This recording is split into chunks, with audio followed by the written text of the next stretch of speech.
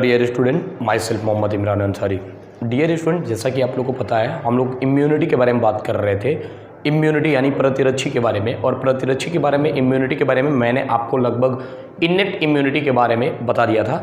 Innate immunity क्या होता है, मैंने आपको बताया था कि जो जन्म से ही बच्चों के अंदर होता है उसे इनेट इम्यूनिटी कहते हैं। आज हम लोग को जो बात करना है बच्चों, वो एक्वायर्ड इम्यूनिटी के बारे में बात करना है। यानी कि जन्म के बाद, बच्चे के जन्म के बाद से जो जो उसके अंदर इम्यूनिटी बनते हैं, जो जो उसके अंदर प्रतिरक्षा बनते हैं, जिससे वो डिजीज से फाइट करने के लिए उनके बॉडी में कैपेसिटी बन जाती है, यानी वो किसी भी बीमारी से लड़ सकते हैं, वह प्रतिरक्षा कहलाता है एक्वायर्ड इम्यूनिटी।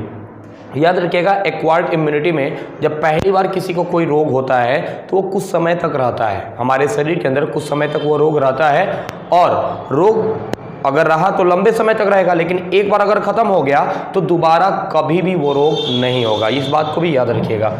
एक्वायर्ड इम्यूनिटी ध्यान समझ से चलेंगे।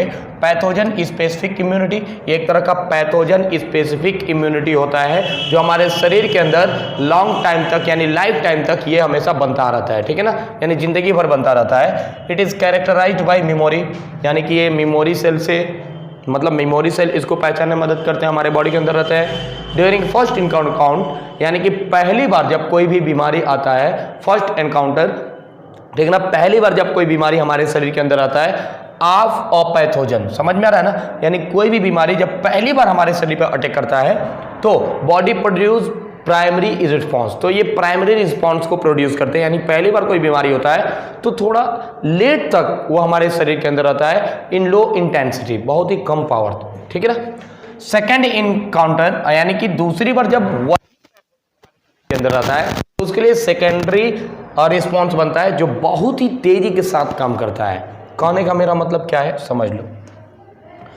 मेरा कहने का मतलब है बच्चों कि मान लो कि ये कोई पर्सन है, मान लो यहाँ पे ये कोई पर्सन है, ठीक है ना, ये मान लो कोई पर्सन है और यहाँ पे इसके बॉडी पर आया कोई डिजीज़, ठीक है ना, ये डिजीज़ आया।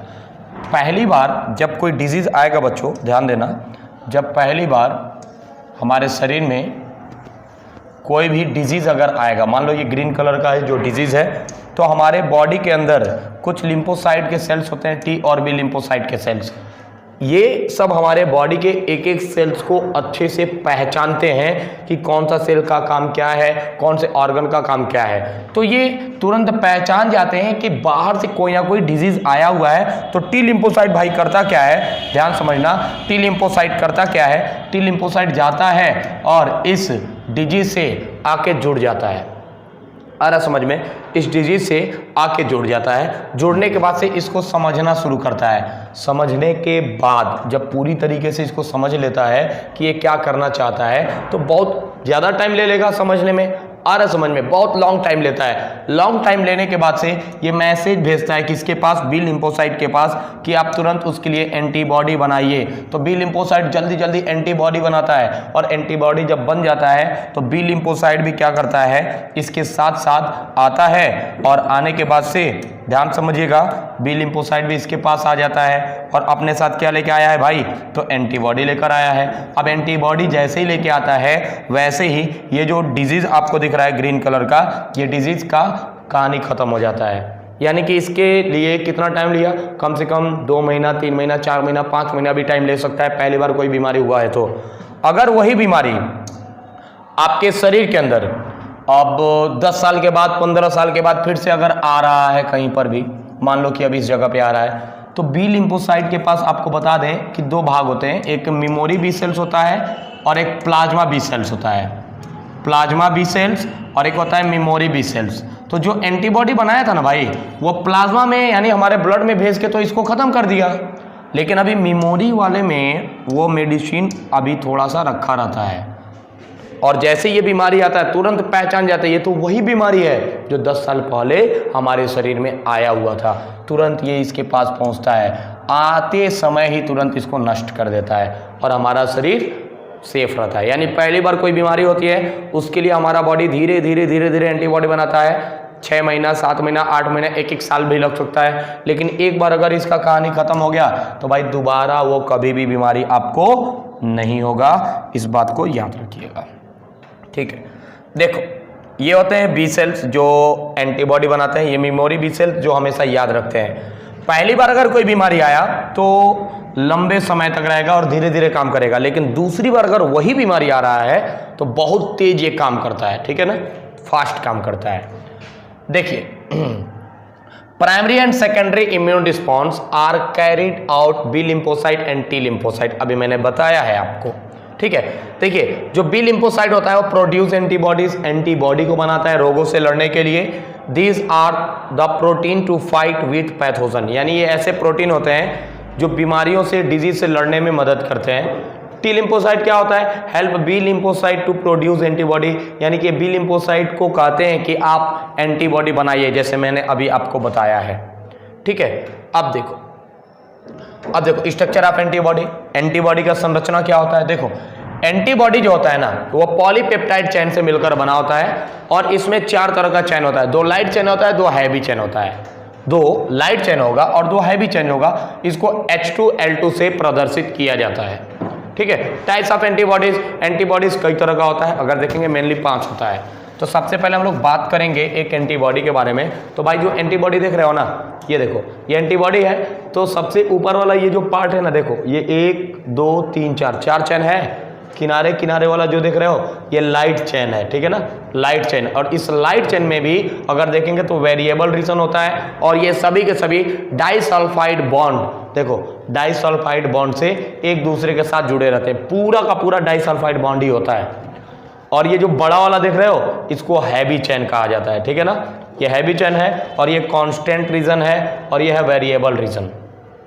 वेरिएबल रीजन जो होता है लाइट चेन में होता है और कांस्टेंट रीजन जो होता है वह हैवी चेन में होता है, इस बात को याद रखिएगा। और सभी के सभी डाइसल्फाइड बॉन्ड से एक दूसरे के साथ जुड़े रहते हैं, समझ में आ गया। यहाँ पे होता है एंटीजन बाइंडिंग साइट, यानी कोई भी अगर बीमारी आता है तो यहीं से इसको चिपकाने में मदद करते हैं और उस बीमारी से जाके जुड़ के उनको किल कर देते हैं, ठीक है। अब देखिए कितने प्रकार के होते हैं, तो ये मेनली 5 प्रकार का दिखाया गया है। पहला IgG, IgE, IgD, IgM और IgA।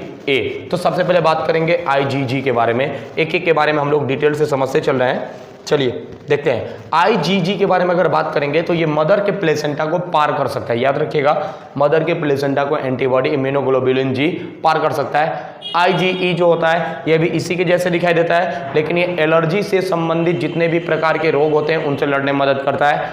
IgD T lymphocyte B lymphocyte को एक्टिव बनाता है, सक्रिय बनाता है ताकि वो फाइट कर सकें। IgM जो होता है सबसे ज़्यादा पाए जाने वाला एंटीबॉडी होता है और पेंटामर होता है, यानी कि 5 इसमें अगर आप देखेंगे पाए जाते हैं, 5 एंटीबॉडी से मिलकर ये बना होता है, डाइसल्फाइड बॉन्ड से सब जुड़े रहते हैं। IgA जो होता है ये भी इसी तरीके से होता है, यानी जो आप IgG IgE देख रहे हैं। और इसका एक सबसे अच्छा बात यह है कि IgA जो इम्यूनोग्लोबुलिन A होता है वो मदर मिल्क से मिलता है, माँ के दूध से मिलता है। माँ का जो पहला दूध होता है उसमें कोलेस्ट्रम होता है, उसमें एंटीबॉडी A पाया जाता है और जब माँ अपने बच्चों को दूध पिलाती है तो उस बच्चे को IgA मिल जाता है और उसको श्वसन से संबंधित यानी रेस्पिरेटरी डिसऑर्डर नहीं होते हैं, सांस लेने से संबंधित कोई भी बीमारी नहीं होती है, ठीक है। अब देखो एक्वायर्ड इम्यूनिटी कितने टाइप का होता है। एक्वायर्ड इम्यूनिटी अगर आप देखेंगे तो मेनली 2 टाइप का होता है। कितने टाइप का होता है, 2 प्रकार का होता है। या अगर आप देखेंगे तो एक्वायर्ड इम्यूनिटी रिस्पॉन्स 2 तरीके का होता है, एक होता है ह्यूमरल और एंटीबॉडी मेडिएटेड रिस्पॉन्स, या इसी को कहते हैं एंटीबॉडी मेडिएटेड इम्यूनिटी, AMI इसको कहा जाता है। और एक होता है सेल मेडिएटेड रिस्पॉन्स, या इसी को सेल मेडिएटेड इम्यूनिटी कहा जाता है, CMI इसको शॉर्ट फॉर्म में कहा जाता है, ठीक है। आइए इसके बारे में हम लोग बात करते हैं। तो भाई देखो सबसे पहले टाइप इसमें देखेंगे हम लोग ह्यूमरल एंटीबॉडी, ह्यूमरल या एंटीबॉडी मेडिएटेड रिस्पॉन्स क्या होता है, ये ध्यान समझिएगा। It is a immune response, ये एक तरह का इम्यून रिस्पॉन्स होता है मेडिएटेड बाई एंटीबॉडीज, जो किसके द्वारा होता है, एंटीबॉडी के द्वारा ये हमारे बॉडी के अंदर उत्पन्न होता है। Antibodies are found in blood plasma, antibody कहाँ पाए जाते हैं आपको पता होना चाहिए, ब्लड प्लाज्मा में पाया जाता है। So it is called humoral immune response, इसलिए इसको ह्यूमरल इम्यून रिस्पॉन्स कहते हैं। समझ में आ गया, ये ह्यूमरल इम्यून रिस्पॉन्स है। जैसे कि आप देख सकते हो एंटीबॉडीज कोट है वायरस का, वायरस बॉडी के अंदर आता है, ये जाके ऐसे ही देखो जो एंटीबॉडी था इस तरह से जाके वायरस से जुड़ जाता है, देख रहे हो ना, जो ये एंटीजन बाइंडिंग साइट था इसी से जाके ये जुड़ जाता है एंटीबॉडी, ठीक है। और जुड़ने के बाद से फिर धीरे धीरे ये हमारे शरीर को प्रोटेक्ट कर देते हैं, बचा देते हैं, ठीक है ना। नेक्स्ट हम लोग आते हैं यहाँ पर, देखिए it is a immune response mediated bye T lymphocyte, ठीक है ना, ये टी लिम्फोसाइट के द्वारा होता है। The body can differentiate self and non self and the CMI यानी कि cell mediated response cause the graft rejection, ये ग्राफ्ट रिजेक्शन में हेल्प करता है। Cell mediated response, cell mediated immunity, ठीक है ना, ये क्या करता है, it is a immune response, ये एक तरह का इम्यून रिस्पॉन्स होता है जो टी लिम्फोसाइट के द्वारा होता है और ये ग्राफ्ट रिजेक्शन में हेल्प करता है। ग्राफ्ट रिजेक्शन समझ रहे हैं कि अगर कोई बाहर से हमारे बॉडी के अंदर कोई डिजीज आ रहा है, उसको पहचान के उसको तुरंत रिजेक्ट कर देगा, उसको खत्म कर देगा, याद रखिएगा, ठीक है। अब देखिए ये आपको इतना बात समझ में आ गया होगा, अगर नहीं समझे होंगे तो मैं एक और बात आपको बता दे रहा हूँ भाई, समझ लो। हमारे बॉडी के अंदर आपको मैंने बताया था, हमारे बॉडी के अंदर अगर मान लो हमारे बॉडी के अंदर मान लो कि अगर किडनी है, क्या है, किडनी, मान लो एक किडनी यहाँ पर है और दूसरी किडनी जो है ना यहाँ पर है, किडनी है, तो किडनी मान लो कि किसी कारण हमारा जो किडनी है वो डैमेज हो रहा है, एक किडनी, ठीक है ना, ये डैमेज हो रहा है। तो डैमेज होने के बाद से आपको बता दे बच्चों कि अगर हम लोग इसको काट के निकाल देंगे ना, काट के अगर निकालेंगे तो ठीक रहेगा, बच जाएंगे, लेकिन अगर काट के नहीं निकालते हैं तो इसके वजह से दूसरा भी खराब हो जाएगा, याद रखिएगा। इसलिए एक खराब होता है तो एक को काट के निकाल देते हैं, एक बचा रहता है। लेकिन अगर इसके कारण दूसरा भी खराब हो गया तब क्या होता है, तो आपको बता दे भाई कि टी और बी लिम्फोसाइट हमारे शरीर की कोशिकाओं को अच्छे से पहचानती हैं, एक एक सेल को अच्छे से पहचानती हैं, यहाँ तक कि किडनी के सेल्स को भी पहचानते हैं कि कौन सा किडनी है, हमारा है कि नहीं है, अच्छे से इनको पता रहता है। तो भाई देखो ध्यान से, अगर कोई डिजीज़ आता है, मैंने आपको बताया है कि अगर कोई भी डिजीज़ आ रहा है तो टी लिम्फोसाइट समझता है, बी लिम्फोसाइट मेडिसिन बनाता है और दोनों मिलके इनको ख़त्म कर देते हैं। क्या करते हैं, दोनों मिलके इनको ख़त्म कर देते हैं। समझ में आ रहा है, टी और बी। ठीक उसी प्रकार से अगर हमारे बॉडी के अंदर मान लो किडनी खराब हो गया और दोनों खराब हो गया, अब कोई अपना किडनी देना चाहता है, कोई अपना किडनी अगर देना चाहता है तो बता दें कि मान लीजिए किसी दूसरे पर्सन का हम लोग एक किडनी ले रहे हैं, उसका कलर मैं कुछ और मान ले रहा हूँ, मान लो ये कोई दूसरा पर्सन अपना किडनी दे दिया, एक किडनी, तो याद रखिएगा टी लिम्फोसाइट इनको भी समझना शुरू कर देता है। क्या करता है, इनसे भी अटैच होकर जाके इनको समझने लगता है और टी लिम्फोसाइट को ये लगता है कि कोई डिजीज आ चुका है, कोई बीमारी आ चुका है। बी लिम्फोसाइट इसके लिए एंटीबॉडी बनाना शुरू कर देता है और एंटीबॉडी बना के यहाँ पर आके दोनों एक साथ जुड़ते हैं और इनको किल कर देते हैं, खत्म, यानी किडनी फेल हो जाता है। समझ में आ गया, किडनी फेल होने का रीजन ये भी है, इसलिए इसके लिए एक इंजेक्शन आता है जिसका नाम है साइक्लोस्पोरिन ए। इस इंजेक्शन का यूज करके हम इजीली बच सकते हैं। ठीक है, उम्मीद करते हैं इतना बात समझ में आ गया होगा आप लोगों को। नेक्स्ट हम लोग आते हैं, हाँ ठीक है, देखिए tissue matching, blood group matching are essential before undertaking graft transplantation. After this the patient has to take immunosuppression all his life। मतलब कि अगर आप देखेंगे कैसे ये रिजेक्शन होता है, किस तरीके से ब्लड भी, सबसे पहली बात है बच्चों कि ब्लड मैच करना चाहिए। अगर आप किसी को दूसरे को किडनी दे रहे हैं तो उसका ब्लड आपका ब्लड सेम सेम होना चाहिए, तभी आप उसको डोनेट कर सकते हैं, ठीक है ना। और सब चीज़ लगभग मैच होना चाहिए। मैचिंग डोनर्स विद पेशेंट, यानी पेशेंट से पूरी तरीके से जो जिसको डोनेट करना है वो पूरा मैच करना चाहिए, ठीक है ना। देखिए तो इसमें ब्लड डोनर कौन कौन से हैं तो आपको बता दें, जो ओ वाले होते हैं वो ओ जो होते हैं, ओ को भी दे सकते हैं, ए को भी दे सकते हैं, बी को भी दे सकते हैं, ए बी को, यानी ओ सबको ब्लड दे सकते हैं। समझ में आ गया, इसलिए इसको यूनिवर्सल डोनर कहा जाता है। ए जो आप देख रहे हैं ये ओ को नहीं दे सकते हैं, ए को दे सकते हैं, बी को नहीं दे सकते हैं, ए बी को दे सकते हैं, इसलिए इनको हम लोग आप देख सकते हैं ए ब्लड ग्रुप कहा जाता है। बी वाले भी ओ को, ए को और ओ को और ए को नहीं दे सकते हैं, बी को और ए बी को दे सकते हैं। और जो ए बी वाले होते हैं भाई, ये आप देखिए ओ को नहीं दे सकते हैं, बी को नहीं दे सकते हैं, ए को नहीं दे सकते हैं, लेकिन ए बी को दे सकते हैं। लेने का बारी आएगा सबसे ले लेंगे, इसलिए इसको यूनिवर्सल रिसिपिएंट कहा जाता है। इस बात को याद रखिएगा। अब देखिए भाई टाइप्स ऑफ एक्वायर्ड इम्यूनिटी। अब यहाँ पे इसका टाइप क्या क्या होता है, तो टाइप्स ऑफ एक्वायर्ड इम्यूनिटी के बारे में आपको बता दूं कि टाइप्स ऑफ एक्वायर्ड इम्यूनिटी जो होता है ये 2 टाइप का होता है। कौन कौन सा होता है भाई? तो देखो, एक्टिव इम्यूनिटी और एक होता है पैसिव इम्यूनिटी। क्या क्या होता है? एक्टिव इम्यूनिटी और पैसिव इम्यूनिटी। एक्टिव इम्यूनिटी में नेचुरल और एक होता है आर्टिफिशियल। पैसिव में भी होता है एक नेचुरल एक आर्टिफिशियल। नेचुरल मतलब हमारा बॉडी खुद बनाता है, एक आर्टिफिशियल जो होता है जो हम बाहर से दवा के माध्यम से, इंजेक्शन के माध्यम से जो हम बॉडी के अंदर लेते हैं वह आपका आर्टिफिशियल है, और जो हमारा बॉडी खुद बनाता है वह नेचुरल है।